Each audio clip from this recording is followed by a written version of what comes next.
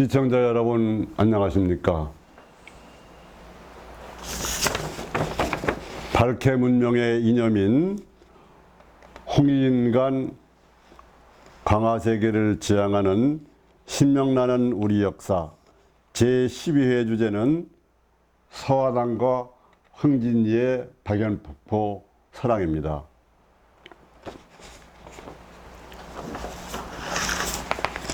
사람은 생명이고 사랑입니다.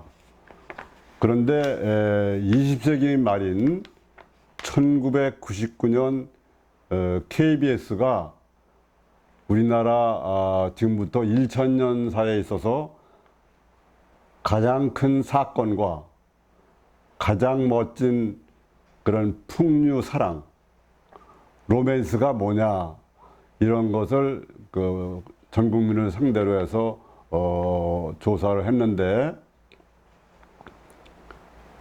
1000년 동안 가장 큰 최대 사건은 묘청대사의 서경천도 운동이고, 그 다음에 가장 멋진 그러한 로맨스, 그거는 서화담과 황진이의 박연폭포 사랑이다, 그렇게 나왔습니다.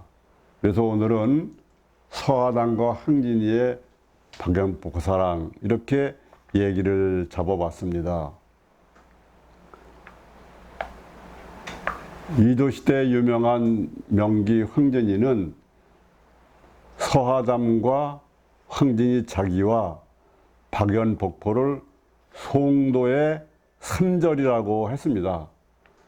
송도를 끝내, 송도라는 게 이제 개성을 말하는데 송악이라고 해가지고 그걸 끝내주는 그 삼절이 서화담 선생과 자기와 그 박연폭포다.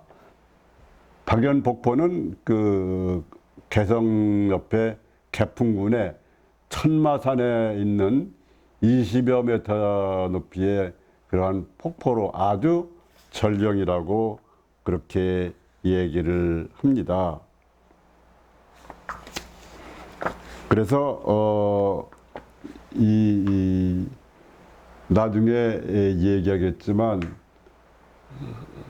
서화담과 황진이를 얘기할 때 서화담은 신선도를 닦은 그 선인이고 황진이는 기생으로 알지만 그 극작가이고 수선제를 운영한 문화영 선생님이 나는 영계에 다녀왔다, 선계를 보고 왔다, 이러한 책을 써가지고 황진이는 그 당시에 그 사회 여인이 사회적으로 나가서 활동할 수 있는 그런 방법이 없기 때문에 그 신선계에서 와가지고 그런 많은 사람과 폭넓은 그런 삶을 교류하면서 자기를 닦기 위해서 온 그런 신선으로부터 지상에 왔다가 선계로 간 그런 여인이라고 합니다.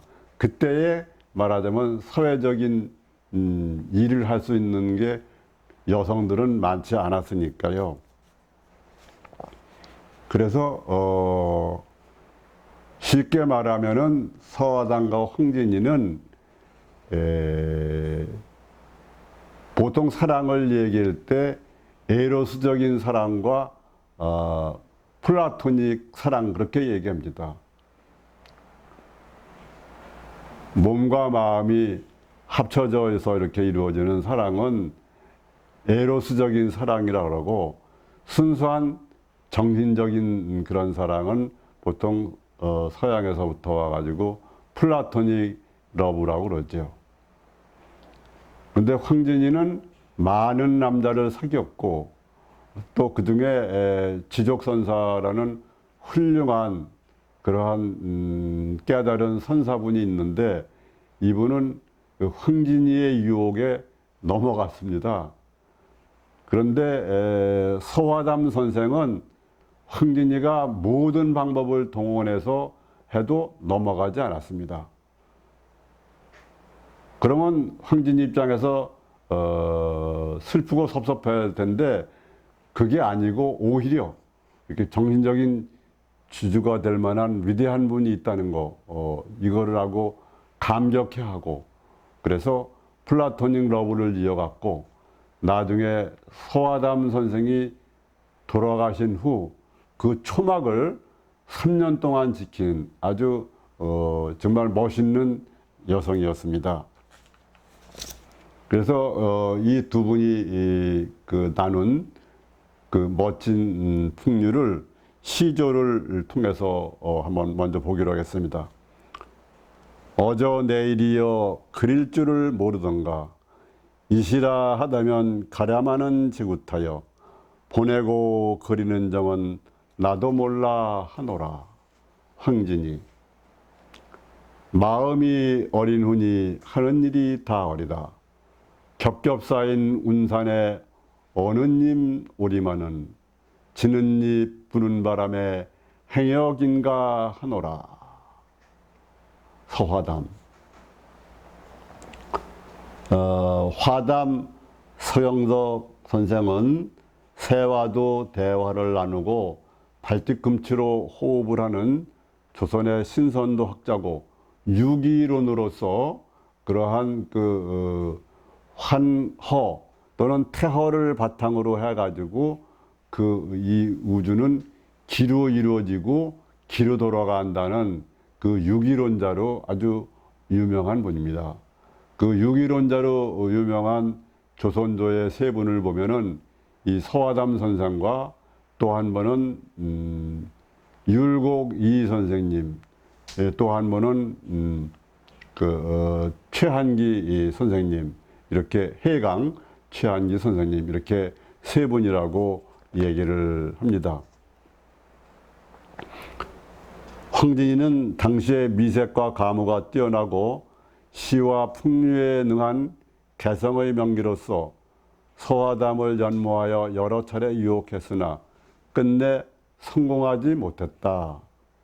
황진이는 30년 수행의 승불로 알려진 지적선사의 면복 적공을 허물어뜨렸지만 서화담 선생만은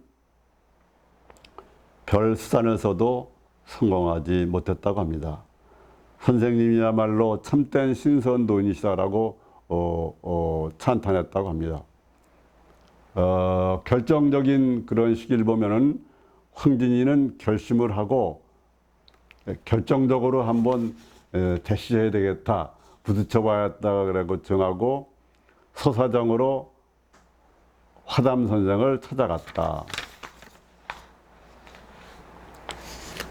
조촐하고 아늑한 산장이었는데 황진이는 인사를 드리고 난 다음 학문과 예술에 관해 이야기하고 노래와 춤으로 도전하고 술과 농담으로 응수했다고 합니다. 때로 재롱과 교태도 부렸다. 그 개성명기의 그러한 재롱이나 교태가 어떠했을까는 우리가 짐작할 수가 있죠. 그러나 서화담 선생은 탈속의 태도로 늘 의연했다고 합니다. 며칠 밤과 낮을 같이 자고 지냈으며 박연복포에도 가서 정신적인 사랑을 나눴으나 서화담은 그저 담담한 서화담이었다. 그냥 그대로였던 겁니다. 황진이는 마지막 방법으로 시험해 보고자 했다. 황진이는 비 오는 날을 택하여 산과들을 헤매면서 비에 흠뻑 젖었습니다. 엷은 옷이 몸에 착 달라붙어 살결이 그냥 내비치고 유방과 둔부의 곡선이 매혹적이었습니다. 진이는 집으로 돌아와 선생님, 아이고 추워요 하고 어리광을 부렸다.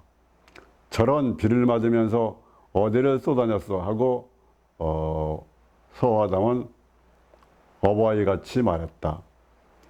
옷을 벗게 하고 그것을 말려주었다. 저녁엔 한 자리에서 잤다. 화담은 곧 코를 골았다. 진이는, 이건 야담에 전하는 건데, 거시기를 만져보았는데 기강여철이었다고 그렇게 전합니다. 진의의 유혹은 실패했지만 이상하게도 슬프지 않고 오히려 마음 든든하고 흐뭇했다고 합니다. 이 세상에 자기의 정신적 지주가 있다는 것과 패배에서 오는 환멸보다는 위대한 영혼에서 맛본 희열이 컸기 때문이라고 할 수 있겠습니다. 먼저 그러면 서아담의 생애와 그의 사상을 보고 황진이의 사상과 풍류를 자세히 보겠습니다. 화담 서경덕은 인간 세계에 내려온 신선으로 뛰어난 기철학자였습니다. 기는 다른 말하면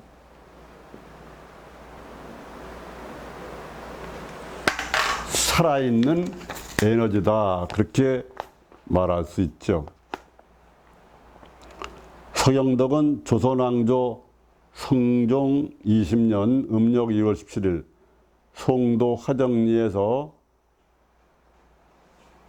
당성 서씨인 수의부의 호본을 아버지로, 한씨를 어머니로 태어났고 화담 이전의 호는 복제였습니다. 다시복에 관심이 많았던 분인데, 화담은 어려서부터 몫이 양순했고 관찰력도 깊었고 유학의 주역 등 사서 삼경과 신선도 계통의 천부경, 노자, 장자 등 이런 것을 두루 넓게 탐구했다고 합니다.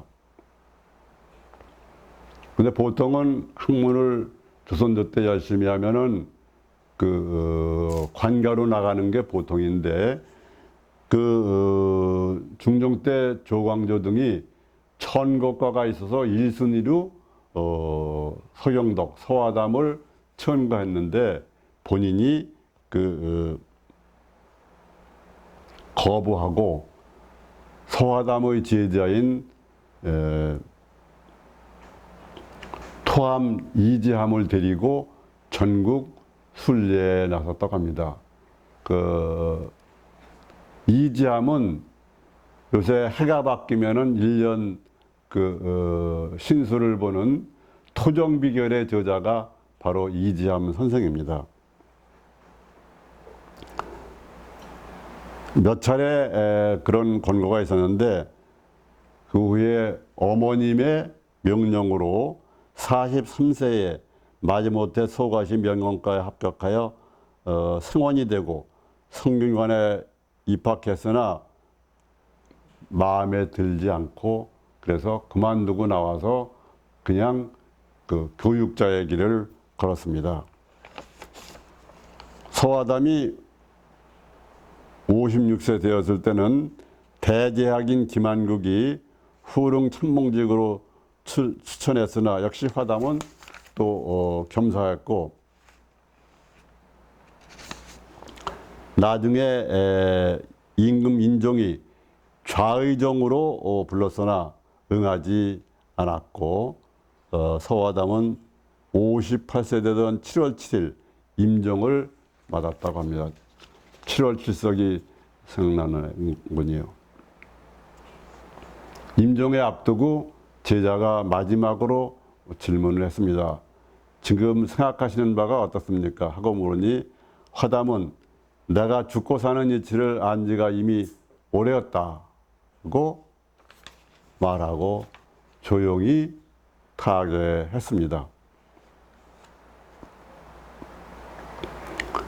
서화담은 단군조선이나 요순시대를 이상향으로 생각하는 정치사상을 가졌고, 또 밥을 하늘로 삼는 백성들 입장에서는 경제사정을 가졌으며, 백성들이 기와 마음을 닦고 다스려 선인이 되는데 교육의 목적을 지었습니다.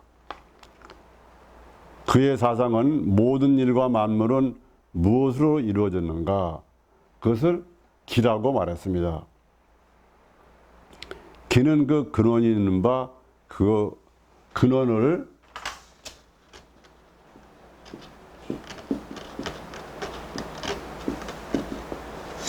태허다 이렇게 표현을 했습니다. 태허는 텅 빈 거지만 빈 게 아니고 거기에는 어떤 지금 말하면 영각성 같은 것이 있는 거죠. 텅 빈 영각성. 그리고 유교의 교전인 주역을 보면은 주역 계사상권의 역을 말하는데 무사야 무의야 적연부동이라가 가미수통 천하지고라는 그러한 그 진리를 절대적인 진리를 나타내는 표현이 있습니다. 생각도 없고 행위도 없고 적연부동하다. 아주 고요한 자연 그대로 해가지고 움직이지 않는다. 그러니까 부동의 원동자. 우주를 처음에 움직이기는 했지만 그 후로는 일체 움직이지 않는. 그래서 가미수통 천하지고라. 그런 느껴서 성응해서 천하와 통한다.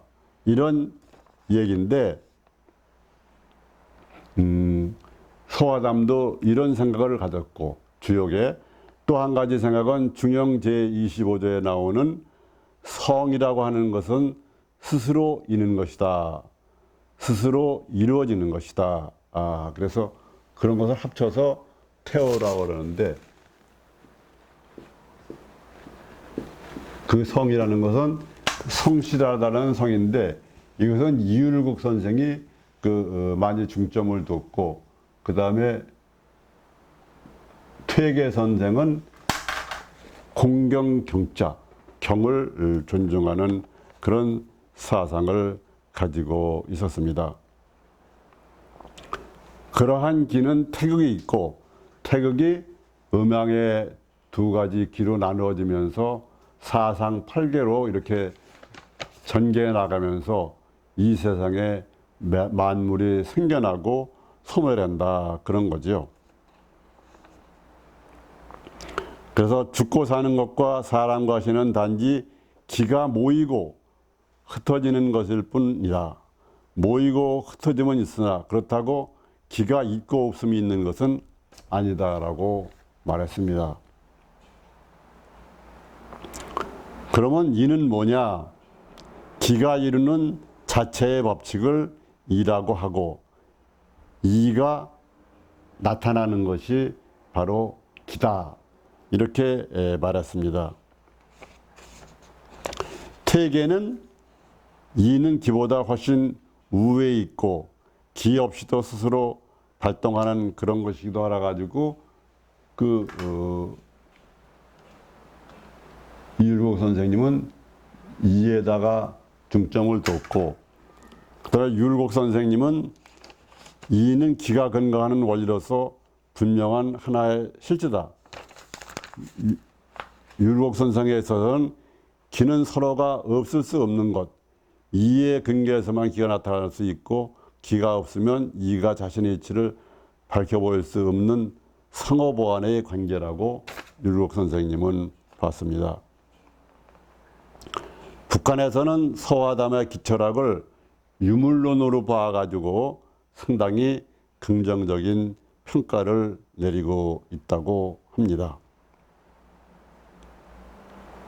그래서 서화담은 그러한 자기의 철학 사상을 시조로 나타낸 게 있는데 그걸 보면은 걷는 발길에 구름 안개 밟히네. 신선공무를 애쓸 것 없이 한가한 마음으로 세월을 보내네. 서화담. 다음에는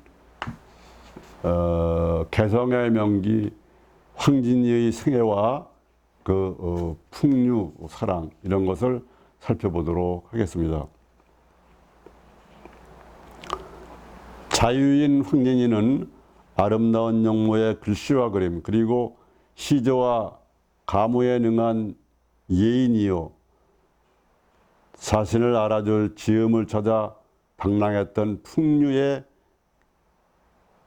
개성명기로만 알려졌으나 실제로는 굉장히 풍부한 다양한 내용과 여성적인 면은 물론 깊지만 또 여장부다운 이러한 그러한 기풍도 있었다고 그렇게 합니다. 국립국악원은 2004년 6월 18일 국립국악원 예약당 무대에서 한국형 오페라인 정가극 선가자 황진이를 공연했기도 하고, 또 창작가 비평사는 그해 7월 북한 작가 홍석중 씨가 쓴 소설 황진이를 제19회 만해문학상 수상작으로 선정하고 그 시상식도 가졌다고 합니다.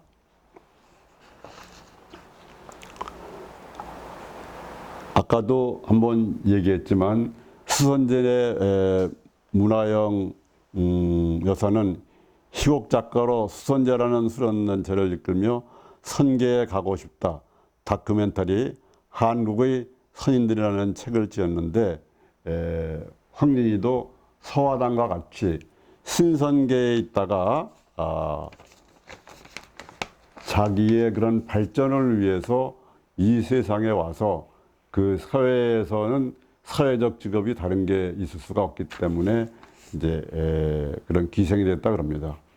기생이 된 데는 이웃집에 총각이 있었는데 그 총각이 황진이를 사모했다고 그럽니다. 사모했는데 이 수줍어서 그랬는데 뭐 총각들이 다 그렇지만 말을 못하고 상사병이 걸려서 황진이는 그것도 모른 채 이 총각이 죽었다고 그래요. 그래서 그 총각의 상여가 나가는데 황진이네 집 그런 앞을 지나가는데 상여를 끄는 소가 말이 움직이지를 않았다고 합니다. 그래서 그 내용을 아는 사람들이 얘기를 해서 황진이의 저고리를 갖다가 덮어주니까 그때서 그 마차를 끄는 말이 움직여서 장지로 향했다 그럽니다. 그래서 황진이는 그런 사건으로 인해서 결혼을 안 했다고도 하고, 또 혼담이 있었는데 이 워낙 황진이는 그 개성 황진사와 기녀였던 현금 사이에 태어나가지고 그 사서삼장 등 여러 가지 풍류와 문예 이런 것을 익혔는데, 그래서 이제 기생이 된 거지요.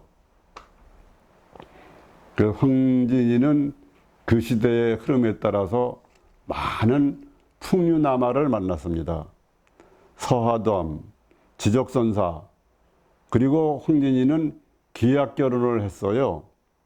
명창 이사정과 6년간 계약 결혼했는데 3년간은 이사정이 생활비를 대고 3년간은 황진이가 생활비를 대고, 그렇게 해서 계약 결혼도 했고, 또 소세양, 명창 이연방, 종친 벽계수. 종친 벽계수는 또 그 유명한 시조를 하나 황진이가 지었죠. 이렇게 유혹도 하고 약간 조롱도 좀 섞이고 청살리 벽계수야 하는.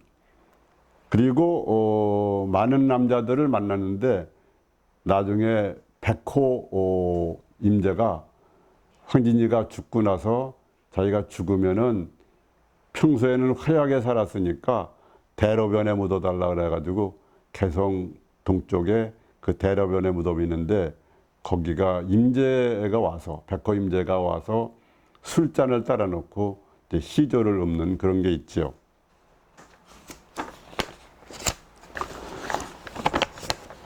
황진이의 그러한 그 풍류 사랑은 시와 시조로 많이 나와 있는데, 우선 박연폭포를 두고 한 걸 보면은 내 언제 무심하여 님을 언제 속일 건데 월침 성경에 온 뜻이 전혀 없네. 주풍의 지닌 입소리 내 늘어이 하리요. 그 다음에 신선도인으로서 달관의 경지에 도달한 것은 그러한 시조로 청사는 내 뜻이요 녹수는 님의 정의. 녹수 흘러간들 청산이야 변화선가. 청산은 그 자리에 있고 녹수는 계속 흘러가죠. 녹수도 청산 못 잊어으로 이어가는 고. 그 다음에 그 하나는 아까 나온 청살리 벽계수야 하는 시입니다. 벽계수를 유인하면서 또 이렇게 약간 조롱도 하는 그런 건데, 그걸 보면은 청살리 벽계수야 수의감을 자랑 마라. 일도 창해하면 돌아오기 어려우니 명월이 만공산하니 쉬어간들 어떠리. 그렇게 되어 있습니다. 그리고 가장 여성다웠고 아슬아슬하면서도 그 깊은 맛을 주는 그런 가장 여성적인 그러한 황진이의 시는 시조죠. 동짓달 기나긴 밤을 한여리를 버혀내요. 춘풍 이불 아래 서리서리 넣었다가 어른님 오신 날 밤이어든 굽이굽이 펴리라. 이렇게 그 자연을 가진 황진이는 그렇게 인생을 멋있게 보냈고, 그래서 아까도 얘기했듯이 개성 동쪽 대로변에 묻혔는데, 전에 만났던 호월들이 많은데 그 가운데 만났던 백호 임재가 그 황진이의 묘를 찾아와서 그 술 한 잔 따라 올리면서 그 시조를 남겼습니다. 그 시조를 보면은 청초 우고진 고래 자는다 누웠는다. 홍안을 어디 두고 백걸만 묻혔느니 잔잡아 권할 리 없을세 그를 슬퍼하노라.